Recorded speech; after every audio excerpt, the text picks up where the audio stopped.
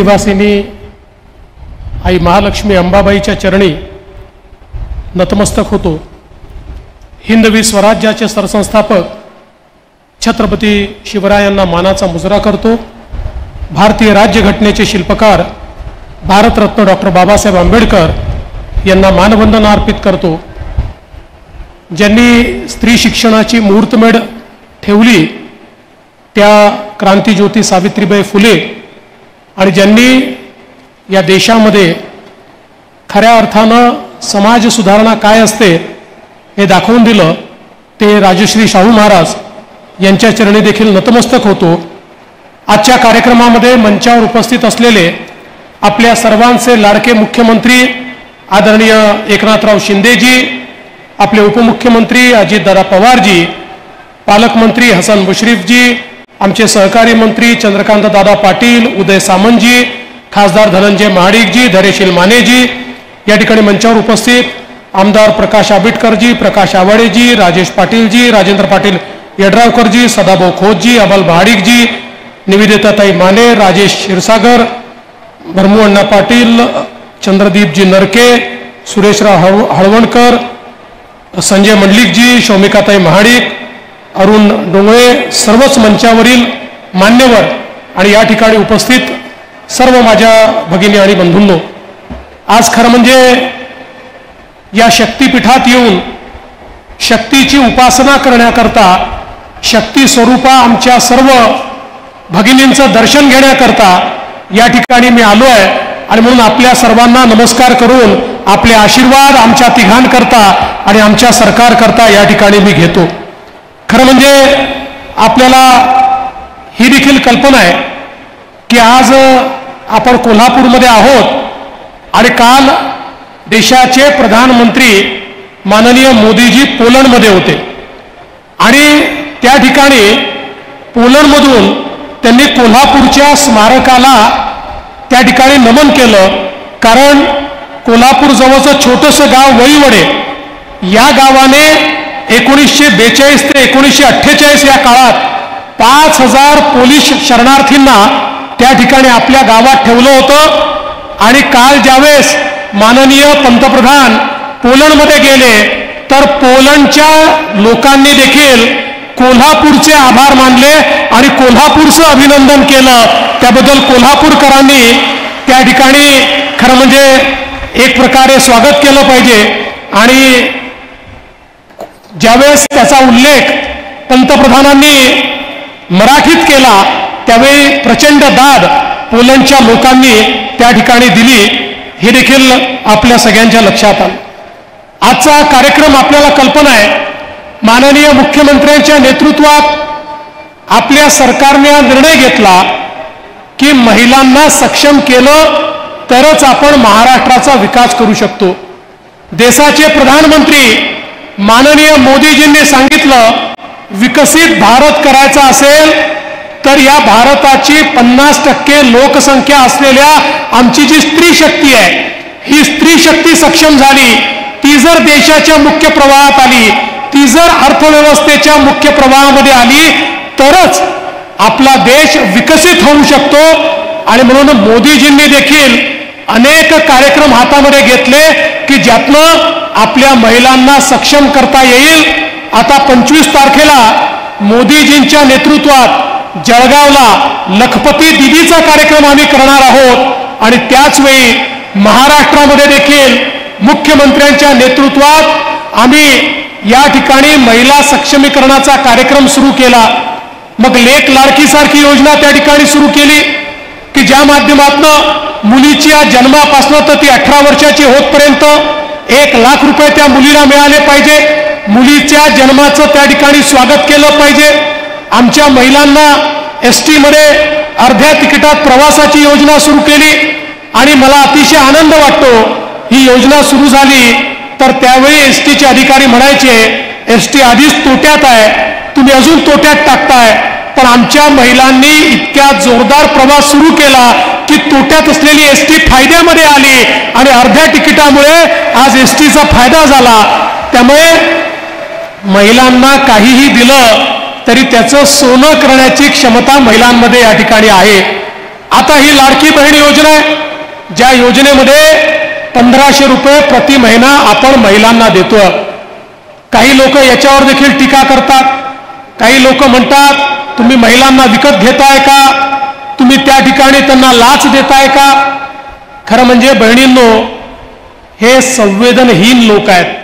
यांना बहिणीचं प्रेम समजू शकत नाही.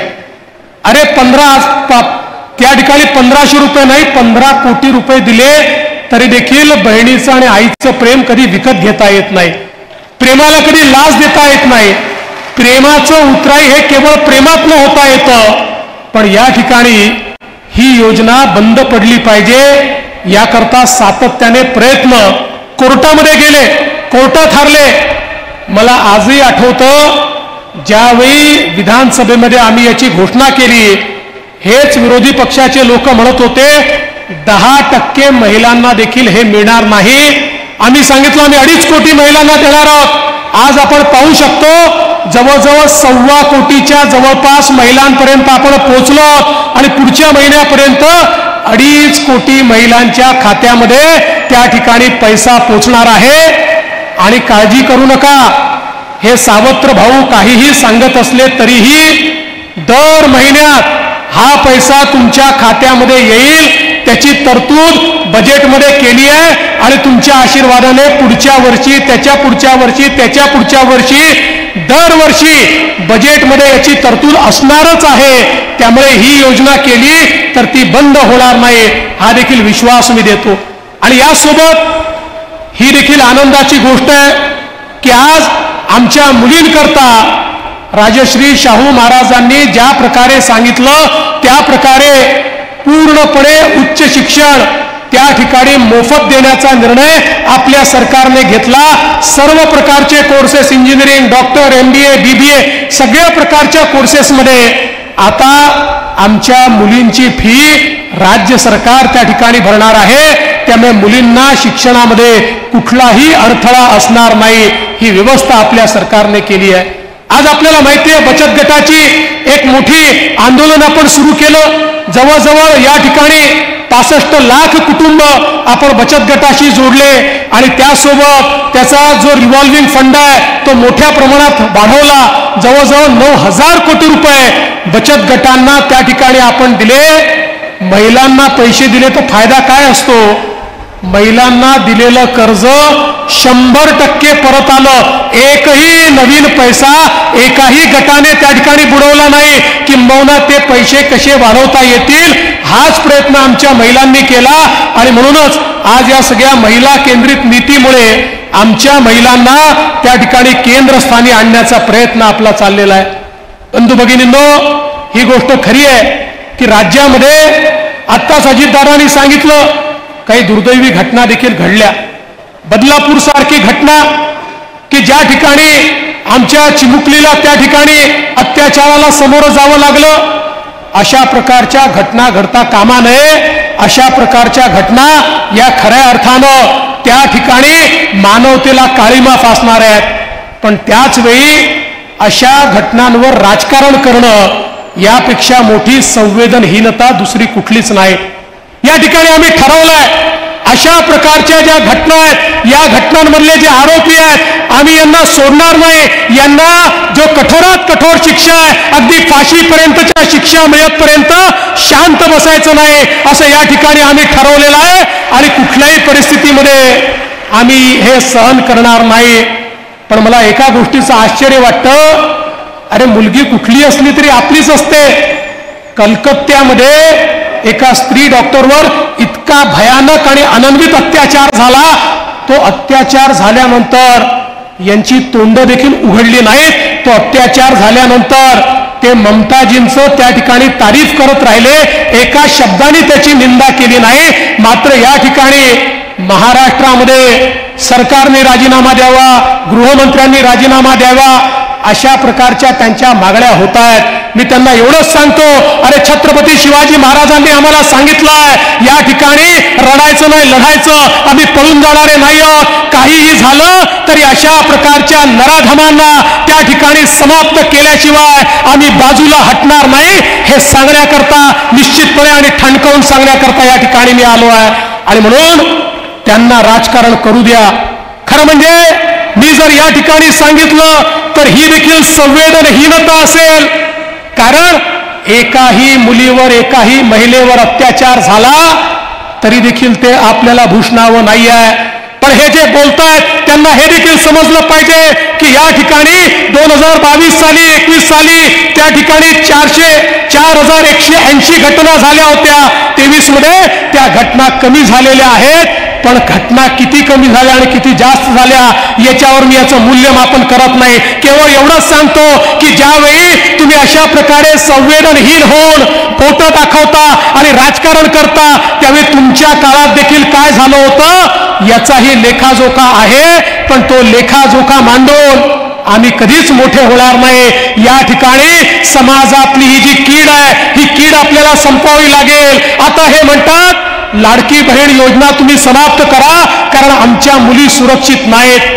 अरे मुलींना सुरक्षित ठेव आणि लाडकी बहीण योजना देखील चालू ठेव. लाडकी बहीण योजना तुम्ही कितीही मनसुबे त्या ठिकाणी आखले तरी देखील आम्ही बंद होऊ देणार नाही. हे कारणच शोधतायत लाडकी बहीण योजना कशी बंद होईल. आणि आपल्याला माहिती आहे यांचं सरकार देखील आपण बघितलं, हे जेव्हा सरकारमध्ये होते त्यावेळी यांचं सरकार हे स्थगिती देणारं सरकार होतं. खरं म्हणजे या ठिकाणी स्थगितीमान सरकार नको आहे, गतिमान सरकार हवंय. यांच्या काळामध्ये जेव्हा त्या ठिकाणी नव्यानं सरकार आलं, जुन्या सरकारमधल्या सगळ्या योजना उद्धव ठाकरेजींच्या नेतृत्वात बंद करण्यात आल्या होत्या.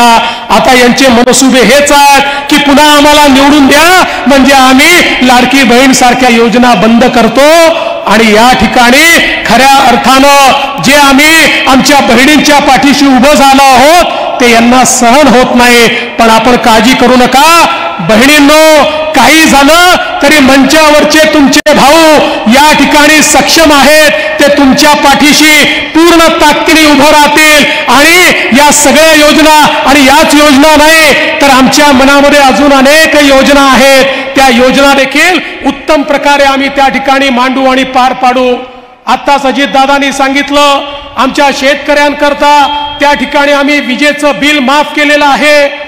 आणि आता आपल्याकडे ज्या उपसा सिंचन योजना आहेत या उपसा सिंचन योजनांना देखील त्या ठिकाणी आम्ही आता योजना आणून त्यांना सोलरवर आणतो आणि त्याचा खर्च देखील अतिशय कमी करायचा आणि शेतकऱ्यांवर त्याचा बोजा पडणार नाही. ज्या सहकारी योजना आहेत त्यांना देखील त्या ठिकाणी सोलरवर आणायचं आणि त्या माध्यमातून त्या शेतकऱ्यांवर देखील बोजा पडणार नाही. अशा प्रकारची योजना आपण आणलेली आहे आणि 12,500 मेगावॅट सोलारचं काम आपण सुरू केलेलं आहे. येत्या 2 वर्षामध्ये आमच्या शेतकऱ्यांना 365 दिवस दिवसा वीज देण्याचा आमचा निर्णय आहे आणि तीही मोफत वीज आम्ही द्यायला सुरुवात केलेली आहे. आमचा जो कष्ट करणारा शेतकरी आहे, जो आपल्या शेतीमध्ये राब राबतो, हाडाचं काढं करतो, रक्ताचं पाणी करतो, त्या शेतकऱ्याच्या पाठीशी हे आपलं सरकार उभं आहे.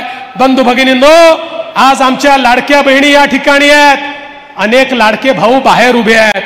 त्यांना आतमध्ये बसायला जागा मिळाली नाही कारण हा बहिणींचा कार्यक्रम होता. पण आमच्या मुख्यमंत्र्यांनी लाडक्या भावांना देखील रिकामं ठेवलेलं नाही. आज आपण शिका आणि कमवा सारखी योजना सुरू केली आहे. आमच्या भावांना त्या ठिकाणी अप्रेंटिसची योजना आहे ज्यामध्ये 10,000 रुपयापर्यंत त्यांचा पगार राज्य सरकार देत आहे आणि नंतर त्यांना त्याच ठिकाणी नोकरी मिळेल किंवा त्या एक्सपिरियन्सच्या भरोशावर अन्यत्र कुठे नोकरी मिळेल. अशा प्रकारे आमच्या भावांच्या हाताला काम देणं ही देखील आमची प्राथमिकता आहे. आणि म्हणून मी तुम्हाला एवढंच सांगतो, कोणी कितीही टीका केली तरी हे तुमचं सरकार आहे, तुमच्या भावांचं सरकार आहे. हे सरकार जनतेकरता, बहिणींकरता, भावांकरता, रयतेकरता काम करतच राहील हा विश्वास तुम्हाला देतो आणि माझं बोलणं संपवतो. धन्यवाद. जय हिंद, जय महाराष्ट्र.